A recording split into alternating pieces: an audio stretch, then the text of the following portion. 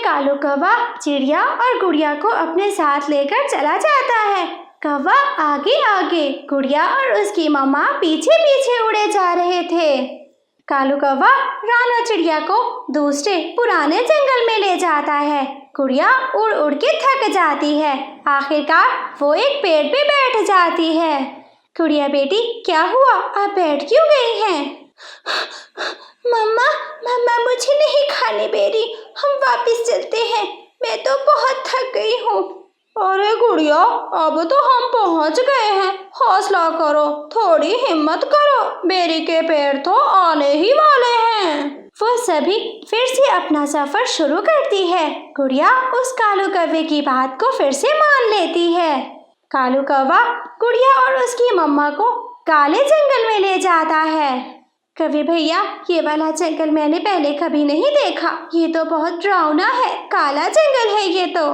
चिड़िया, तुम यहाँ पर बैठकर मेरा इंतजार करो, वो सामने घने कांटों वाले पेड़ों के पीछे है बेरी का पेड़, तुम्हारे पंख जख्मी हो जाएंगे, मैं जाता हूँ।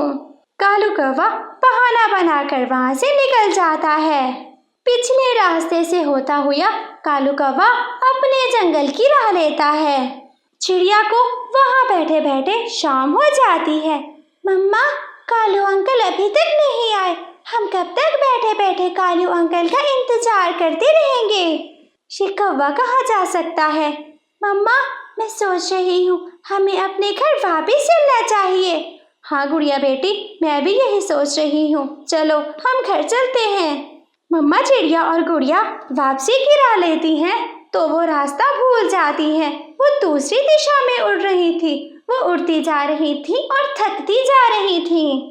आखिरकार मम्मा चिड़िया और उसकी बेटी थककर एक पेड़ की डाल पर बैठ जाती हैं। गुड़िया बेटी, हम रास्ता भूल गई हैं, हमें यहीं पर रुक जाना चाहिए। मेरी माँ कहा करती थी कि जब रास्ता भूल जाओ तो वहीं रुक जाओ, ऐसा ना हो कि तुम बहुत आगे चली जाओ। ये सुनकर गुड़िया तो बहुत रोने लगती है। मम्मा मम्मा, कभी अंकल ने ऐसा क्यों किया? कालू अंकल गंदे हैं, कालू अंकल बहुत गंदे हैं। अगर मैं बेरी का फल ना मांगती तो ऐसा कभी नहीं होता, हम घर से बाहर नहीं होते। मम्मा मम्मा, हम घर चलती हैं, मुझे घर जाना है अपने। गुड़िया बेटी, वो एक दुष्ट कौवा है, मैं जानती थी, पर वो हमारे साथ इतना बुरा करेगा ये नहीं जानती थी मैं। शाम के बाद गहरे बादल छा जाते हैं और फिर तेज बारिश शुरू हो जाती है। वो दोनों माँ बेटी एक पेड़ की डाल पर छुपकर बैठ जाती हैं। कालू कालू जी, ऐसी बारिश में तो वो चिड़िया आज ही मर जाएगी। वो अकेली कहाँ मरेगी, उसकी बेटी भी साथ ही मरेगी, और जंगल का सारा दाना हम अकेले ही खाएंगे। पूरी रात वो माँ बेटी डर डर के गुजारती हैं। थोड़ी सी भी आहट होती तो माँ चिड़िया जल्दी से अपनी बेटी को पंखों में छुपा लेती। रात गुजर जाती है मगर बारिश थी कि रुकने का नाम ही नहीं ले रही थी। कालू जी, ये बारिश कब रुकेगी? हम बाजरे के सिट्टे खाने चलते हैं। फिर कौवा और कवि अपने अपने छाते लेते हैं और बाजरे के खेत में चले जाते हैं। चिड़िया चिड़िया, तुम इतनी तेज बारिश में तुम क्या कर रही हो यहाँ पर? तोते भैया, ना जाने क्यों वो कौवा हमें धोखा दे गया, धोखे से हमें यहाँ छोड़ गया। हम माँ बेटी तो रात से यहीं पर बैठी हुई हैं। अच्छा चिड़िया, चिंता करने की कोई जरूरत नहीं है, जल्दी से मेरे छाते में आ जाओ, ये रास्ता मैं जानता हूँ, मैं इस जंगल में आता जाता हूँ। फिर वो दोनों माँ बेटी मिट्ठू तोते के साथ अपने घर वापसी की राह लेती हैं। कालू, ना इस दाने का किसी और को पता है और ना ही यहाँ पर कोई आएगा। उस छोटी चिड़िया को ही पता था, वो छोटी चिड़िया तो अब वापस आने से रही। दाना तो सारा का सारा हमारा ही है, और पुराने कुएं के पास मीठे फल भी, उन पर भी सिर्फ हमारा ही हक है। कौवा और कवि की ये बातें मम्मा चिड़िया और उनकी बेटी मिट्ठू तोते के साथ बैठी पीछे एक पेड़ की डाल पर सुन रहे थे। दुष्ट गंदे कौवे, तुम जैसे दोस्तों से तो बेहतर है कि हम लोग दोस्त ही ना बनाया करें। तुम बुरे हो, बहुत बुरे कौवे हो। तुमने मुझे मारना चाहा केवल कुछ दाने खाने के लिए, मगर देखो मैं जिंदा बचकर आ गई हूँ। आज से तुम मेरे दोस्त नहीं हो। कौवा और कौवी बहुत शर्मिंदा थे और वो अपने सर झुकाए हुए थे। मम्मा, मम्मा मुझे घर की याद आ रही है, जल्दी चलो हम अपने घर चलती हैं। फिर वो तीनों अपने अपने घरों को चले जाते हैं। रानो चिड़िया की बेटी गुड़िया जब से अंडे से निकली थी वो उड़ नहीं सकती थी, वो एक अपाहिज चिड़िया थी।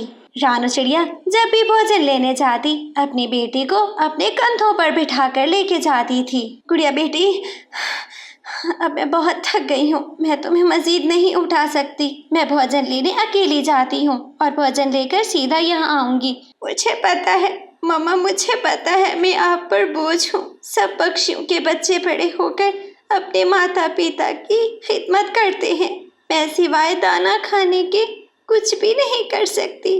गुड़िया बेटी, कितनी बार समझाया है ऐसी बातें मत किया करो। दूसरों के लिए तुम जो भी हो, तुम मेरी बेटी हो, मेरी औलाद हो, बोझ नहीं हो मुझ पे। फिर रानो चिड़िया वहाँ से दाना लेने चली जाती है। सामने वाले पेड़ पर बैठे हुए जग्गू कौवा, कीकी कबूतर गुड़िया को देख रहे थे। कीकी कीकी, वो देखो सामने चिड़िया आंटी की अपाहिज बेटी बैठी है, चलो चलो उसको हम तंग करते हैं। फिर वो दोनों शरारती पक्षी, गोरी कवि का बेटा जग्गू कौवा, कबूतर का बेटा कीकी, गुड़िया के पास आ जाते हैं। जग्गू गुड़िया को पीछे से चोंच मारता है और फिर पीछे हट जाता है। जाओ जाओ, तुम दोनों यहाँ से जाओ, मुझे फिर से तंग करने आ गए हो। गुड़िया ऐसे जग्गू से जब बात कर रही थी तो कीकी पीछे से चोंच मारता है।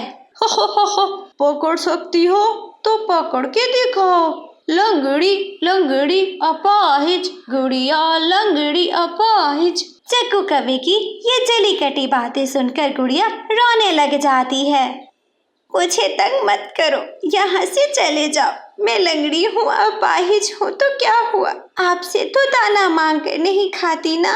कुकू, जग्गू दोस्त, चलो नीचे आओ, नीचे पत्थर पड़े हैं, हम इस अपाहिज को पत्थर मारते हैं। फिर जग्गू और कीकी जमीन से पत्थर उठा उठा कर गुड़िया को मारने लग जाते हैं। एक पत्थर गुड़िया के सर में लगता है, गुड़िया के सर से खून बहना शुरू हो जाता है। कीकी, जल्दी जल्दी से हम यहाँ से भाग चलते हैं, इसके सर से खून निकल रहा है। फिर जग्गू और कीकी वहाँ से उड़ जाते हैं। चिड़िया, थोड़ी देर रुक जाती, हमें थोड़ा और दाना मिल जाता। नहीं हरियाली, मेरी बेटी पेड़ पर बैठी मेरा इंतजार कर रही है, मुझे यही दाना काफी है। फिर मम्मा चिड़िया अपनी चोंच में एक गेहूं की बाली पकड़े घर आ जाती है। चिड़िया अपनी बेटी को लेने उस पेड़ पर जाती है।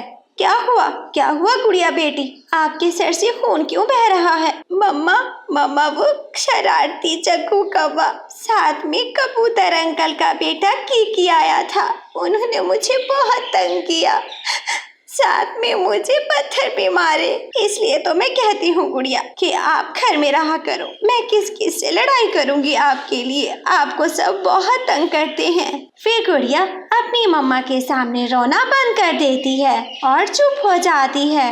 मम्मा मुझे दर्द नहीं हो रहा, मैं बिल्कुल ठीक हूँ, चलिए हम घर चलती हैं। ऐसे गुड़िया अपने घर में जब दाना खाने के बाद फारिग हो जाती तो वो अपनी किताब पढ़ा करती थी। एक दिन गुड़िया किताब पढ़ते पढ़ते अपनी मम्मा से कहती है, मम्मा मेरी किताब में लिखा है झरने के पास एक फूल है, उस फूल का रस पीने से पक्षियों में पंख की कमजोरी की बीमारी दूर हो जाती है। गुड़िया बेटी, किताबों में कौन सा सच लिखा होता है? आपका पंख शुरू से ऐसे है, जब आप अंडे से बाहर निकली थी तो बुलबुल डॉक्टर ने बताया था आप कभी नहीं उड़ सकोगी। मम्मा, बुलबुल डॉक्टर के कहने पर ना आपने और ना मैंने कभी कोशिश नहीं की उड़ने की, मैं भी बैठ गई, आप भी बैठ गई। गुड़िया बेटी, मैं दाना लेने जा रही हूँ, चलो मेरे साथ। नहीं मम्मा, मुझे सारे पक्षी तंग करते हैं, मैं घर में ही रहूंगी। आज मैं उड़ने की कोशिश करूंगी, जरूर करूंगी। फिर गुड़िया आहिस्ता से अपने घर से निकलती है। वो उड़ने के लिए जैसे ही नीचे जंप लगाती है वो नीचे गिर जाती है। गुड़िया फिर से उड़ती है, वो उड़ने की कोशिश करती है, परंतु वो नीचे गिर जाती है। एक राह चलती तितली गुड़िया के पास आ जाती है। अरे तुम बीमार हो क्या? हाँ, मेरा ये वाला पंख ठीक नहीं है, मैं उड़ नहीं सकती। मुझे बहुत दुख हुआ आपको देखकर। क्या आप मुझसे दोस्ती कर लोगी? मुझे जंगल के सारे पक्षी लंगड़ी और अपाहिज कहते हैं। आज तक मेरा दोस्त कोई नहीं बना। आप क्यों बनना चाहती हो? मैं आपकी दोस्त ही बनूंगी। मेरा नाम सुनीता है और मेरा नाम गुड़िया है। ऐसे उन दोनों में दोस्ती हो जाती है। सुनीता सहेली, क्या आप झरने के पास जा सकती हो? झरने के पास एक ऐसा फूल है जिससे मैं ठीक हो जाऊंगी। मेरा पंख ठीक हो जाएगा। फूलों के बारे में इतना मुझे नहीं पता, लेकिन मेरी मम्मा को सब पता है। मैं मम्मा से सब पूछ लूंगी। फिर सुनीता तितली अपने घर चली जाती है। वो अपनी मम्मा से पूछती है, मम्मा, क्या कोई ऐसा फूल है जिसका रस पीने से पक्षियों के पंख ठीक हो जाते हो? हाँ सुनीता बेटी, लेकिन वो फूल बहुत दूर है। वहाँ जाने में पूरा 1 दिन लगता है। मम्मा, मैं जाऊंगी। मैं अपनी सहेली की ये कमजोरी दूर करने के लिए जाऊंगी। मैं जाऊंगी, बस बता दे कि मुझे जाना किस दिशा में होगा। बेटी, फूल झरने के पास है और झरना काले जंगल के उस पार है। फिर गुड़िया उड़ते उड़ते काले जंगल में चली जाती है। जाते जाते उसे शाम हो जाती है। शाम के समय और फिर वो झरने पर पहुंच जाती है। यही वाला वो फूल है जिससे मेरी दोस्त ठीक हो सकती है। रात बहुत गहरी और काली हो चुकी थी। तितली एक फूल पर बैठकर सारी रात गुजारती है। फिर जैसे ही सुबह होती है, तितली उड़कर जंगल आ जाती है। गुड़िया सहेली, ये फूल मैं ले आई, मैंने कर दिया। अब जल्दी से इसका रस पियो और ठीक हो जाओ। फिर सुनीता तितली उस फूल का रस दे देती है। फूल का रस जैसे ही गुड़िया के मुंह में जाता है, गुड़िया को ऐसे महसूस होता है जैसे उसके शरीर में जान आ गई हो। गुड़िया का पंख बड़ा और बिल्कुल ठीक हो जाता है। गुड़िया चारों तरफ उड़कर दिखाती है। लो, मैं उड़ गई। मैंने उड़ना सीख लिया। अब मैं लंगड़ी नहीं हूँ, मैं अपाहिज नहीं हूँ, मैं बिल्कुल ठीक पक्षी हूँ। प्यारे दोस्तों, हमें इस कहानी से सीख मिलती है, हालात चाहे जैसे भी हो, हमें हिम्मत नहीं हारनी चाहिए। कोशिश इंसान का जेवर। म्याऊ म्याऊ। चिड़िया चिड़िया, शेलो मिठाई, आकर मिठाई खा लो। ये मिठाई शुद्ध देसी घी से बनी हुई है। ना बाबा ना, मैं तुम्हारे पास मिठाई खाने आऊं और फिर तुम मुझे ही खा दो। बड़ी चालाक बनती हो। मैं नहीं आऊंगी तुम्हारे पास और ना ही तुम्हारी ये मिठाई खाऊंगी। म्याऊ। छोटी चिड़िया, तू बड़ी डरती है मुझसे। मैं उन काली बिल्लियों में से नहीं हूँ जो कि मांस खाती हैं। अरे मैं तो शाकाहारी बिल्ली हूँ जो कि सब्जियाँ खाती हूँ और साथ में मीठा फल भी खाती हूँ। अरे जल्दी से आकर मुझसे मिठाई ले लो मेरी बेटी चिड़िया। म्याऊ। अच्छा, मेरे पास समय नहीं है, तुम जाओ यहाँ से। मुझे और भी काम करने हैं, मुझे तुम्हारी मिठाई नहीं खानी। बिल्ली वहाँ से निराश होकर चली जाती है। वो एक बड़े पेड़ के नीचे जाती है जहाँ पर मिठू तोता बैठा हुआ था। म्याऊ। हरे हरे तोते, प्यारे प्यारे तोते। म्याऊ। बिल्ली बिल्ली, बचाओ बिल्ली। हरा तोता वहाँ पर शोर करने लग जाता है। शोर करते करते वहाँ से भाग जाता है। म्याऊ। कोई भी मेरा विश्वास नहीं करेगा। इससे तो अच्छा है कि मैं यही मिठाई खाकर अपना पेट भर लेती हूँ। म्याऊ। बिल्ली अपना मिठाई का डिब्बा खोलती है और मिठाई खाना शुरू कर देती है। एक पेड़ की डाल पर बैठी गौरी कवि बिल्ली को मिठाई खाता देख लेती है। गौरी कवि बहुत लालची थी, उसके मुंह में पानी आ जाता है। अगर ये काली बिल्ली थोड़ी सी मिठाई मुझे दे देगी तो मुझे तो मजा ही आ जाएगा। मैं जरा इसके पास जाकर मिठाई लेती हूँ। गौरी कवि उड़ती है और काली बिल्ली के थोड़ी ही दूर जाकर बैठ जाती है। म्याऊ। बड़ी स्वादिष्ट मिठाई है। कभी कभी क्या तुम्हारा दिल कर रहा है मिठाई खाने को? काली बिल्ली, दिल तो बहुत कर रहा है पर तुमसे डर भी बहुत लगता है। डर? कभी कभी मुझसे डर? अरे मुझसे क्या डरना? ये देखो, मेरे मुंह में तो दांत भी नहीं है, मैं भला किसी को क्या नुकसान पहुंचाऊंगी? नहीं, मैं तुम्हारे पास नहीं आऊंगी, दांत हो या ना हो, तुम हो तो काली बिल्ली ना, बस एक लड्डू मुझे दूर से दे दो। काली बिल्ली वो लड्डू उठाकर गोरी कवि को दे देती है। गोरी कवि लड्डू उठाकर एक पेड़ की डाल पर बैठकर खाने लग जाती है। बहुत स्वादिष्ट, बहुत ही अच्छा लड्डू था, मजा आ गया मुझे तो खाकर। बेटी बिल्ली, कुछ खाने को लाई हो? कोई पक्षी हाथ लगा कि नहीं लगा? म्याऊ। ना मम्मी, कहाँ से लगना था मेरे हाथ में पक्षी? पक्षी तो सियाने हो गए हैं, मिठाई के लालच में एक भी पक्षी मेरे नजदीक नहीं आया। वो एक काली कवि आई थी, दूर से लड्डू लेकर भाग गई। म्याऊ। मेरी बेटी, किसी न किसी तरह मुझे पक्षी ला दो। डॉक्टर ने कहा है कि कल तक पक्षी का शोरबा ना पिया तो और कमजोर पड़ जाऊंगी। म्याऊ। उसी काली कवि को ही ला दो मुझे। म्याऊ। माँ, मैं कल पूरी कोशिश करूंगी कि वो कवि ला सकूं। वो बिल्ली दूसरे दिन फिर से जंगल जाती है। वो गोरी कवि के दरवाजे पर जाती है। गोरी कवि घर में नहीं थी तो काली बिल्ली चिड़िया के घर में आ जाती है। वो दरवाजे पर खड़ी होकर बातें करने लग जाती है। म्याऊ म्याऊ, घर में कोई है? कोई है घर में? चिड़िया घर में नहीं थी, परंतु चिड़िया के दो छोटे छोटे बच्चे घर में बैठे हुए थे। कुक्कू भैया, बाहर दरवाजे पर कोई है? हाँ, मगर मम्मा ने दरवाजा खोलने से मना किया है। कुक्कू भैया, मैं छींकने से देखती हूँ कि बाहर कौन आया है। गुड़िया बाहर छींकने से देखती है तो उसको काली बिल्ली नजर आती है। कुक्कू भैया, बाहर काली बिल्ली है, जल्दी से अलमारी के पीछे छुप जाते हैं। अरे गुड़िया, छुपने की क्या जरूरत है, हम दरवाजा ही नहीं खोलेंगे। म्याऊ। बच्चों, मैं तुम्हारी माँ की सहेली हूँ, काली बिल्ली नाम है मेरा, जल्दी से दरवाजा खोलो, मैं तुम्हारे लिए मीठा फल लाई हूँ, लो अपना फल ले लो मुझसे। म्याऊ।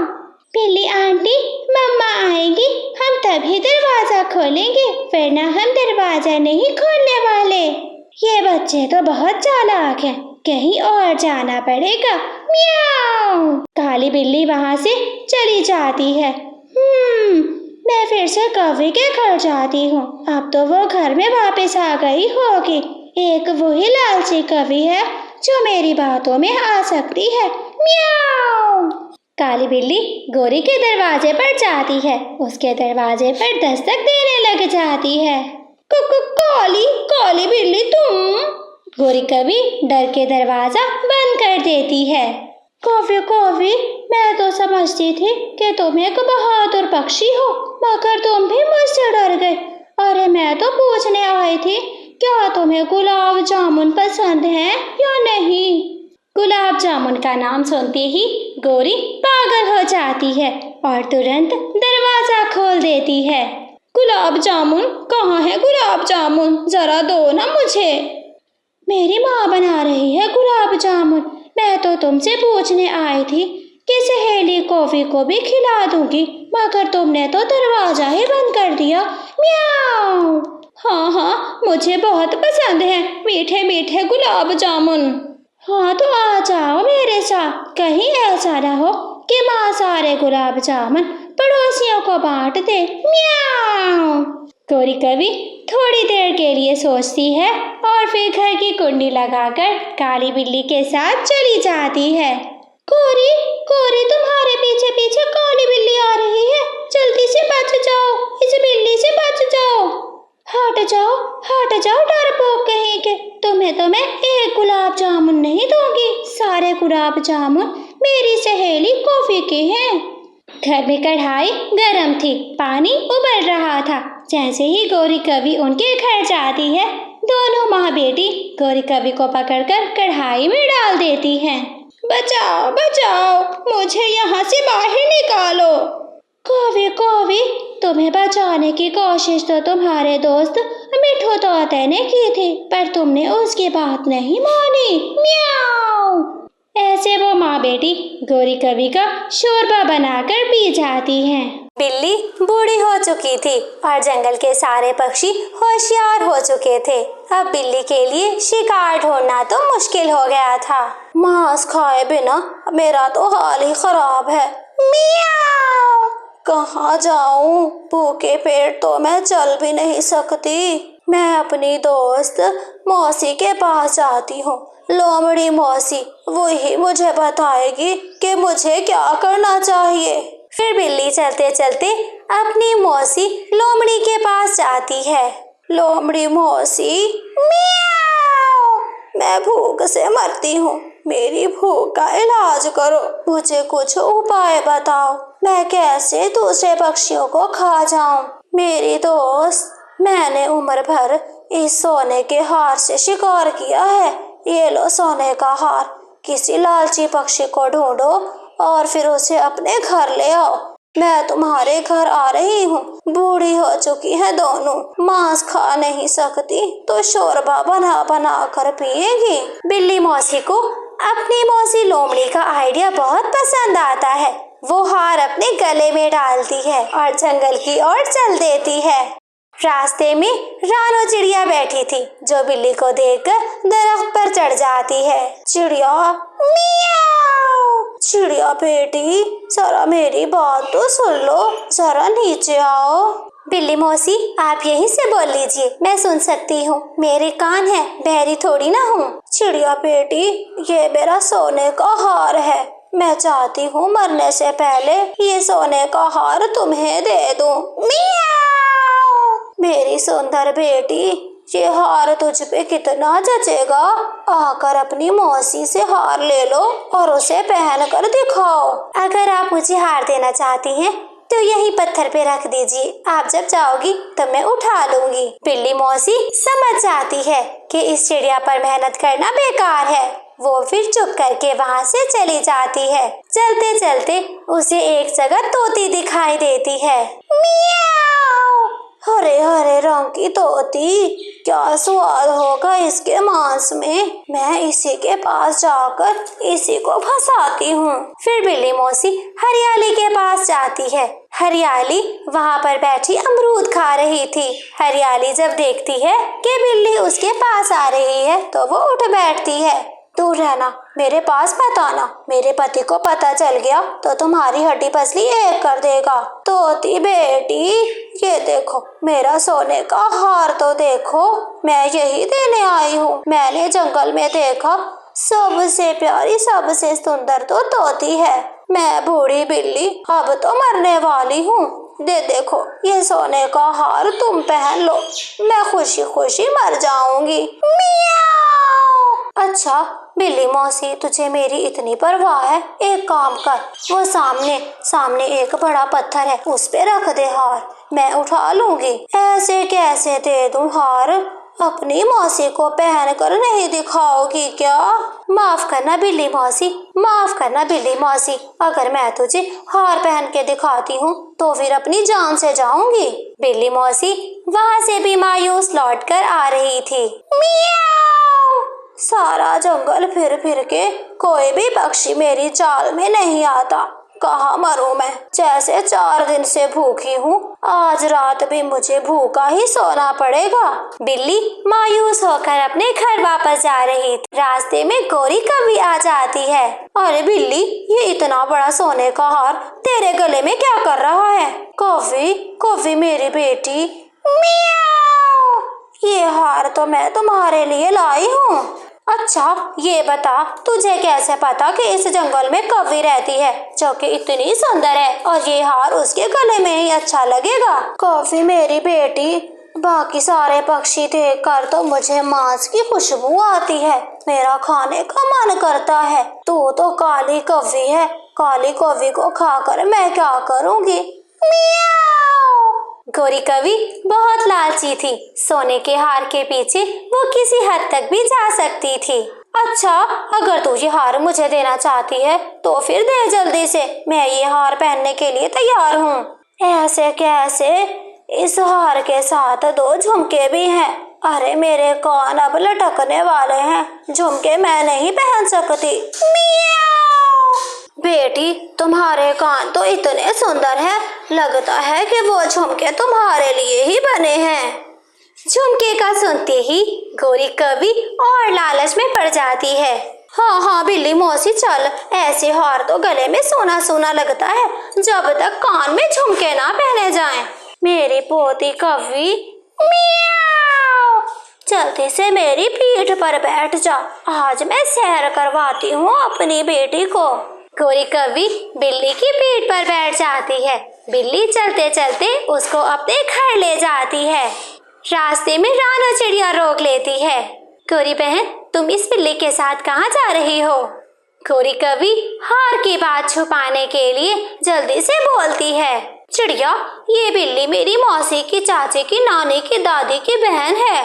चिड़िया समझ जाती है कि गोरी कौवी तो लालची है, इसे भी वही हार का लालच है। गोरी बहन, मैं समझ रही हूँ तुम्हें हार का लालच है, मत जाओ इसके साथ, ये बिल्ली खूनखार है, ये तुम्हें खा जाएगी। भूखी बिल्ली काली तो क्या, गोरे पक्षी को भी नहीं छोड़ती है।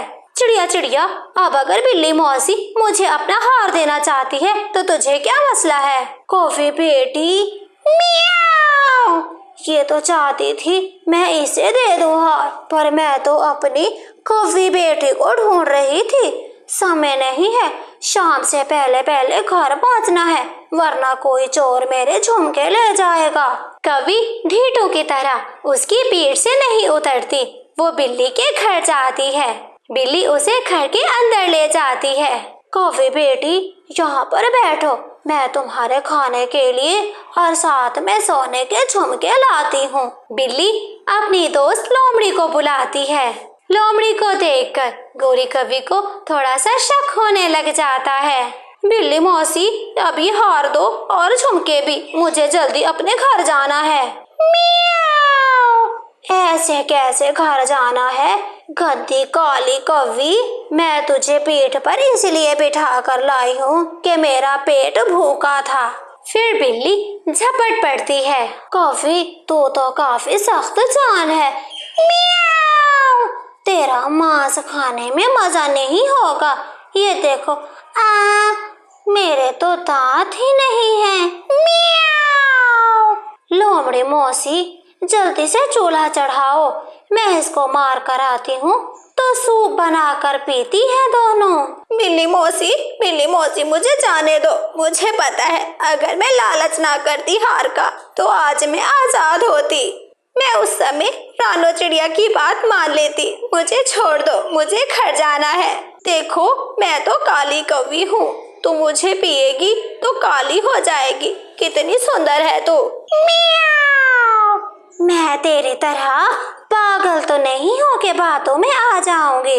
काली होती हूँ तो होती रहूं। मेरी जवानी गुजर गई है, अब बुढ़ापा है। मेरा मतलब खाने से है, बनने संवरने से नहीं। बढ़िया मुझे काला करने वाली, अरे मेरा कौन सा रिश्ता आने वाला है? ऐसा कहते हुए बिल्ली गोरी कौवी की गर्दन मरोड़ देती है। ऐसे कौवी को उसके लालच की सजा मिल जाती है। मौसम बदल रहा था। चिड़िया बहुत खुश थी क्योंकि आज वो अपने माँ वाले जंगल जा रही थी। चिड़िया खुश क्यों ना होती, क्योंकि आज वो उस जगह पर जा रही थी जहाँ पर उसने अपना सारा बचपन गुजारा था। चिड़िया अपना थोड़ा बहुत सामान बांध लेती है और फिर अपने पड़ोसी कौवे के घर जाती है। कौवे, तुम अभी तक सो रहे हो? हमने तो कल ही तय कर लिया था कि हम सुबह सुबह अपने सफर के लिए निकल पड़ेंगे। चिड़िया, मैंने सारी रात डरावने सपने देखे हैं, नींद नहीं आई मुझे, और वैसे भी मैंने कौन सा सामान बांधना है। चलो चलते हैं। चलो कौवे भैया, हम दोपहर से पहले पहले इस जंगल से बाहर और दूसरे जंगल के अंदर होंगे। चिड़िया, मैंने तो अभी नाश्ता भी करना है। कालू भैया आप चले, हम रास्ते में ही कहीं से नाश्ता कर लेंगे। फिर वो दोनों अपना सफर शुरू करते हैं। चिड़िया बहुत ईमानदार, बहुत अच्छी और सच्ची चिड़िया थी, जबकि कौवा हमेशा उसे धोखा करने की सोचता रहता था, हमेशा उसे झूठ बोलता था। चिड़िया और कौवा बहुत पुराने दोस्त थे, मगर अभी तक कौवा खुद को बदल नहीं सका था। मैं तो बहुत थक गई हूँ। यहाँ पर तो आसपास कहीं पानी भी नहीं है। मुझे तो बहुत प्यास लग रही है। चिड़िया, मैं तो बहुत भूखा हूँ और प्यासा भी। तुम यहाँ बैठो, मैं सामने वाले घर में पता करके आता हूँ, पानी या फिर कोई खाने की चीज। चिड़िया उस पेड़ पर बैठ जाती है और कालू कौवा सामने वाले घर पे जाकर दस्तक देता है। वो घर मिट्ठू तोते का था। तोता घर से बाहर आ जाता है। बताओ बताओ कौवे, क्या बात है? तोते, मैं और मेरी दोस्त चिड़िया दूसरे जंगल जा रहे हैं। हम लोग मुसाफिर हैं। क्या तुम्हारे पास पानी है? मेरे पास पानी तो है, पर पानी थोड़ा सा है। यहाँ से नदी बहुत दूर है। मेरे पास जितना पानी है वो मैं आपको दे देता हूँ। फिर मिट्ठू तोता आधा गिलास पानी का उस काले कौवे को दे देता है। मेरे पास यही पानी है, तुम दोनों ये वाला पानी आधा आधा पी लो। ये पानी तो बहुत कम है, इससे हम दोनों की प्यास नहीं बुझेगी। ये पानी तो मैं ही पी लेता हूँ। फिर कौवा वो आधा गिलास पानी का खुद पी लेता है। गिलास खाली करके मिट्ठू को वापस कर देता है। मेरी प्यास तो बुझ गई, चिड़िया नदी से पानी पी लेगी। फिर कौवा वहाँ से चला जाता है। अजीब पक्षी है, अपना पेट भर लिया, अपनी प्यास बुझा दी, पर अपनी दोस्त को प्यासा ही छोड़ दिया। कौवे भैया, क्या पानी नहीं मिला आपको? अजीब जमाना है चिड़िया, उस घर में मोटी चोंच वाला तोता रहता है। मैंने उससे पानी मांगा तो वो मुझे बातें सुनाने लग गया, भिखारी कहने लग गया मुझे। आगे से मैंने भी अच्छी सुना दी है उसे। कोई बात नहीं कौवे भैया, अब मैंने थोड़ा सा आराम कर लिया है। अब मैं पानी नदी पर जाकर ही पी लूंगी। वो अपना सफर फिर से शुरू करते हैं। उड़ते उड़ते वो ठंडे पानी वाली नदी पर पहुंच जाते हैं। चिड़िया उस ठंडे पानी वाली नदी पर पहुंचकर अपना सामान रखती है और जी भरकर पानी पी लेती है। कौवे भैया, आपने पानी क्यों नहीं पिया? आप ही पी लीजिए पानी। कौवा तो तोते के घर से जी भर के पानी पी कर आया था। कौवा नदी में चोंच मारता है, ऐसे लगता है जैसे वो पानी पी रहा हो, मगर वो तो नाटक कर रहा था। जी भर के पानी पीने के बाद वो दोनों अपना सफर फिर से शुरू करते हैं। वो पानी पर कब तक गुजारा करते? दोनों ने सुबह से कुछ भी नहीं खाया था। वो सूखे का जंगल था, वहाँ पर खाने की कोई चीज भी नहीं थी। चिड़िया और कालू कौवा एक जगह पर बैठ जाते हैं। कौवे भैया, अब तो भूख से पेट में दर्द हो रहा है, उड़ना तो मेरे लिए बहुत मुश्किल है। चिड़िया, भूख तो मुझे भी बहुत लगी है। अरे मैंने तो सुबह से नाश्ता भी नहीं किया है। वो सामने किसी का घर है, मैं वहाँ जाता हूँ, शायद कुछ खाने को मिल जाए। कौवा वहाँ पर जाकर दस्तक देता है। उस घर से एक सुंदर सी कबूतरी बाहर आती है। क्या बात है, क्या कौवे तुम भूखे हो? तुम्हें मदद की जरूरत है क्या? हाँ, बहुत भूखा हूँ, प्लीज मुझे कुछ खाने को दे दो। फिर वो कबूतरी अपने घर से 2 लड्डू और 1 चने का दाना लेकर आती है। शेले कौवे भैया, आप ये 2 लड्डू और चने का दाना खा ले, मेरा पति मेरे लिए और भोजन लेकर आएगा। आप बहुत अच्छी हो कबूतरी, आप भूखे पक्षियों का बहुत ख्याल रखती हो। ऐसा कहते हुए कालू कौवा वो लड्डू और चने का दाना खाने लग जाता है। कौवे, वो चिड़िया बैठी है सामने पेड़ पर, सामान बांधे, वो क्या लगती है तुम्हारी?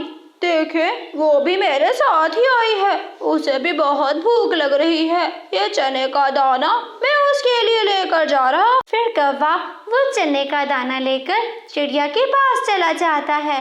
अजीब कौवा था भाई, दोनों लड्डू खुद खा गया और सूखा चने का दाना उस बेचारी चिड़िया के लिए ले गया। चिड़िया चिड़िया, एक चने का दाना मिला है, तुम खा लो, मैं भूखा रह लेता हूँ। नहीं कौवे भैया, ऐसा कैसे हो सकता है कि मेरा दोस्त भूखा रहे और मैं अपना पेट भर लूं? नहीं नहीं चिड़िया, मुझे बहुत शर्म आ रही है, मैं ही नहीं खाऊंगा ये चने का दाना। कोई बात नहीं कौवे भैया, आप खा लें, हमें आगे से जरूर कोई ना कोई भोजन मिल जाएगा। फिर कौवा इतना बेशर्म था, वो 2 लड्डू खाने के बाद वो चने का दाना भी खाने लगता है। शाम होने से पहले पहले दोनों उस जंगल पर पहुंच जाते हैं। उनको घर बनाना था। दोनों इधर उधर देखते हैं। उन्हें एक पुराना घर नजर आता है। कवि भैया, हम ऐसा करते हैं कि इस घर की मरम्मत कर लेते हैं, दोनों मिलकर इसी घर में रह लेंगे। ना ना चिड़िया, पहले इस घर को मैंने देखा था, ये घर मेरा है, तो अपने लिए जाकर कोई अच्छा सा घर देख लो। कवि भैया, ये आप क्या कह रहे हैं? इतनी जल्दी में मैं कहाँ जाऊंगी? मैं कौन सा घर तलाश करूंगी? ये तुम्हारे सर का दर्द है, खुद ही इसकी दवा करो, मेरे पास इतना दिमाग नहीं है। कवि, मैं तो तुम्हें अपना दोस्त समझती थी, मगर तुम तो बहुत ही मतलबी और खुदगर्ज हो। पहले मैंने तोते से 1 गिलास पानी को पिया, कबूतरी से 2 लड्डू खाए, अब बना बनाया घर मिल गया, तुझे मिला डुड्डू। ऐसा कहते हुए कालू कौवा अपने घर की मरम्मत करना शुरू कर देता है। दुष्ट कौवे, गंदे कौवे, काले कौवे, अपने मित्र को जो भी धोखा देगा उसका अंत बहुत बुरा होगा। चिड़िया भी घर बनाना जानती थी। वो सूखी लकड़ियों और घास के तिनकों से घर बनाना शुरू कर देती है। वो दुष्ट कौवा अपने घर की थोड़ी बहुत मरम्मत करके घर के अंदर बैठ जाता है। उसका पेट तो उन लड्डुओं से भरा हुआ था। कालू कौवा सुकून की नींद लेता है। चिड़िया अपना घर तो बना लेती है, मगर उसे बहुत भूख लगी थी। वो अपना सामान घर के अंदर रखती है और फिर दाना लेने चली जाती है। चिड़िया को थोड़ी ही दूर बेरी के पेड़ से मीठा फल मिल जाता है। वो मीठा फल लेकर चिड़िया अपने घर आ जाती है। चिड़िया घर में बैठी हुई मीठा फल खा रही थी कि वो खिड़की से देखती है एक चील कौवे के घर के पास जाती है। कौन है? इस घर में कौन है? जल्दी से बाहर आओ। कौवा आराम से नींद ले रहा था। उसके खराटे निकल रहे थे। अब आएगा मजा उस गंदे कौवे को। चील जोर जोर से दरवाजा खटखटाती है तो कौवे की आँख खुल जाती है। कौन है? सोने भी नहीं देती, गंदी मोटो चील। कम बखत काले कौवे, तुम्हारी हिम्मत कैसे हुई मेरे घर में घुसने की? ऐसा कहते हुए चील कालू कौवे की पिटाई करना शुरू कर देती है। चील कौवे को ऐसे थप्पड़ लगाती है कि वो पेड़ से नीचे गिर जाता है। मर गया, मर गया, हाय मेरी हड्डी, मेरी पसली सब टूट गई। ये सब चिड़िया खिड़की से देख रही थी और फिर कौवे से कहती है, कौवे भैया, जो अपने मित्र को धोखा देता है वो इसी तरह ही जगह जगह से मार खाता है। ऐसा कहकर चिड़िया खिड़की बंद कर देती है।